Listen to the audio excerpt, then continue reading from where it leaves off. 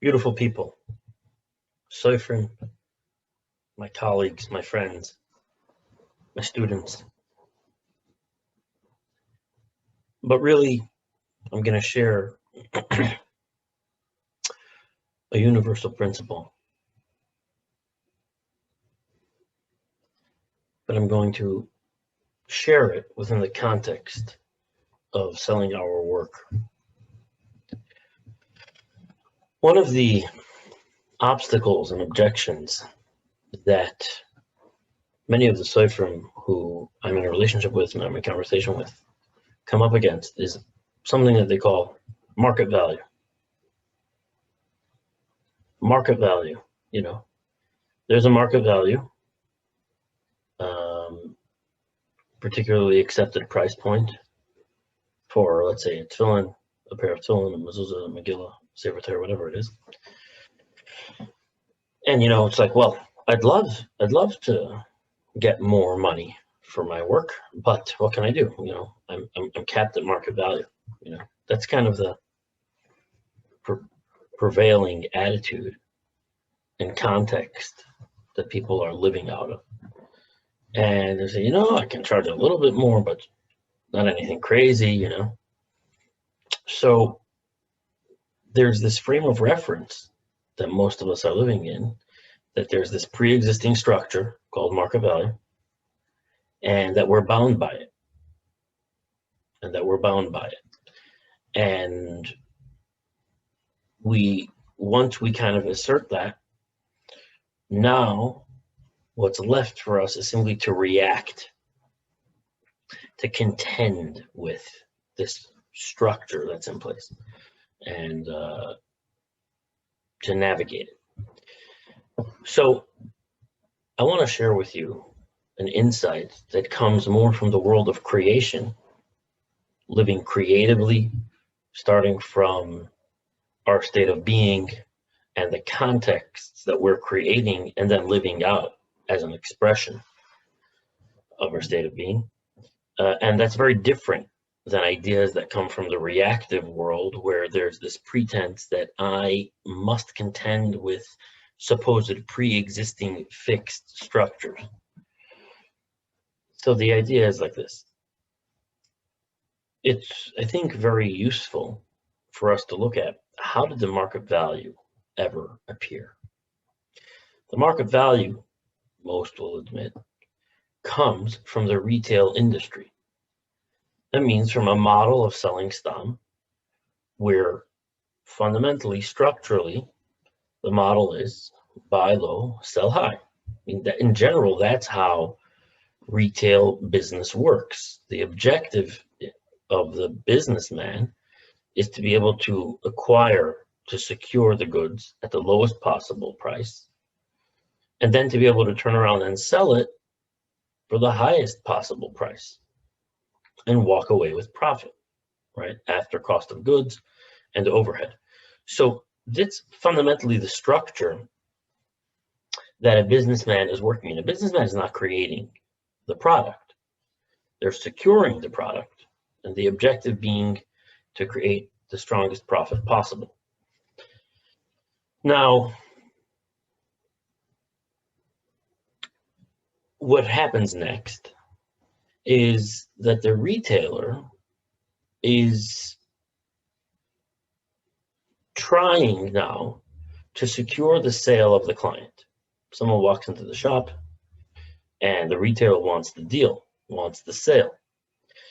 So they're going to, put the price of the item at a high enough price for themselves to make a profit, the most profit as possible, but also at a low enough price that they think and hope the client will be able to justify paying.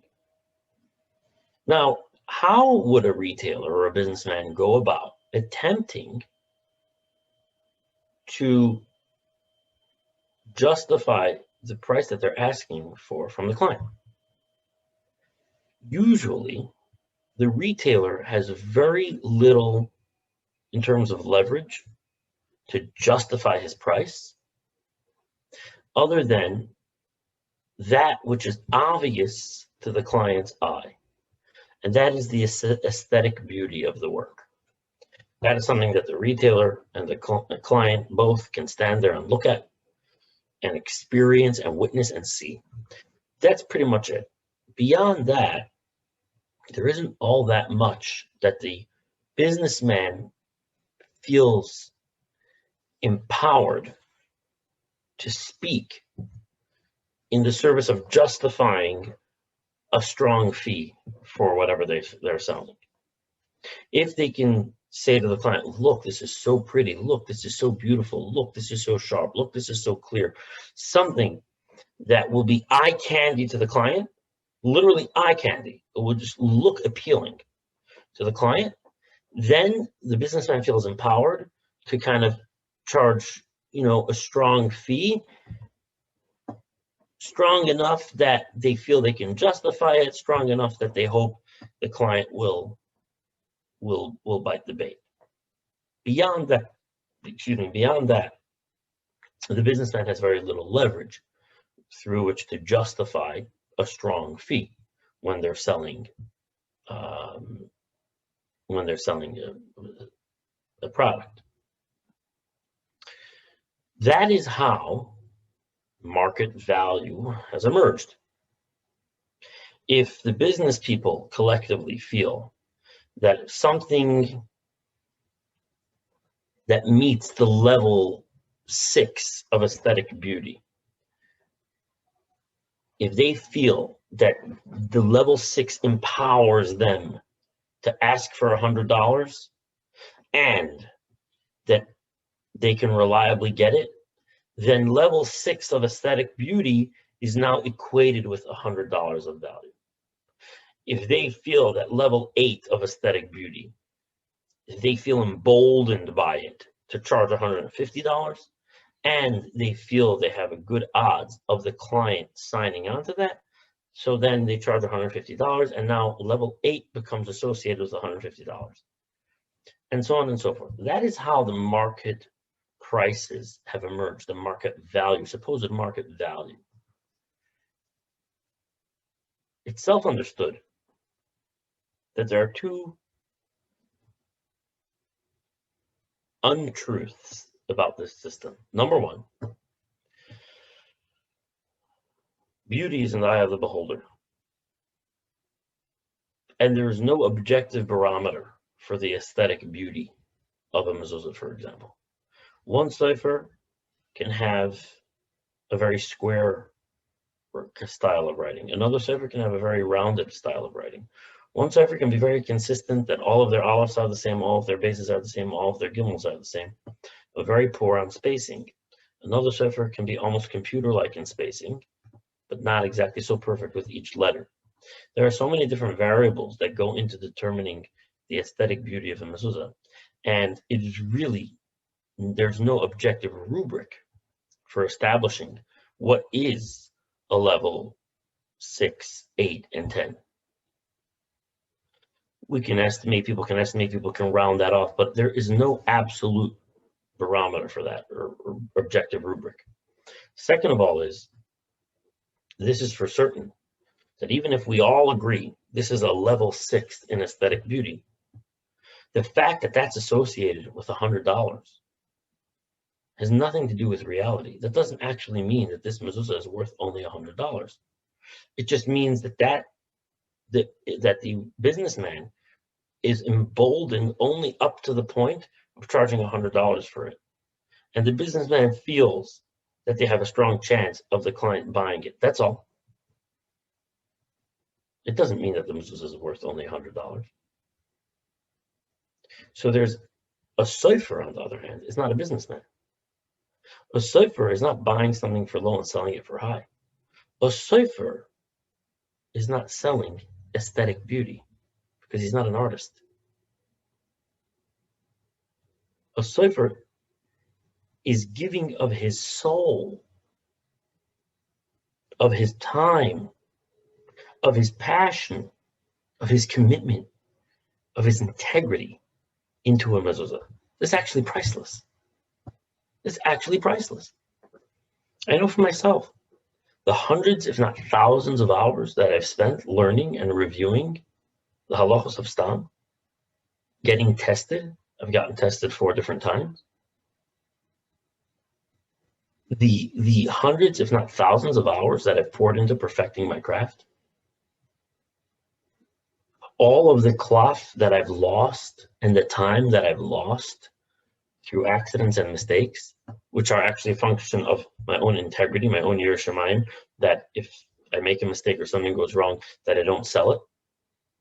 In general, aspiring to live a life of integrity and live a life of halacha, which is a non-stop 24-hour commitment. This is what my mezuzah is. This is what my tefillin is. My life. And a level of commitment to integrity and mastery that few people in the world live with. I don't accept at all that market value governs the worth and the value of my work. Not at all. Not at all. As a matter of fact, I think market values are actually misleading. They're misleading. They work for all the parties involved, but that doesn't mean they're not misleading. It doesn't mean that they're true. So Sofrim, and this applies to artists, this applies to anyone that's creating their own work. I'm inviting you to consider this point of view, this perspective. And this is a creative way of living. It's where I say what my mezuzah is worth. And actually, my mezuzah is priceless. No money in the world actually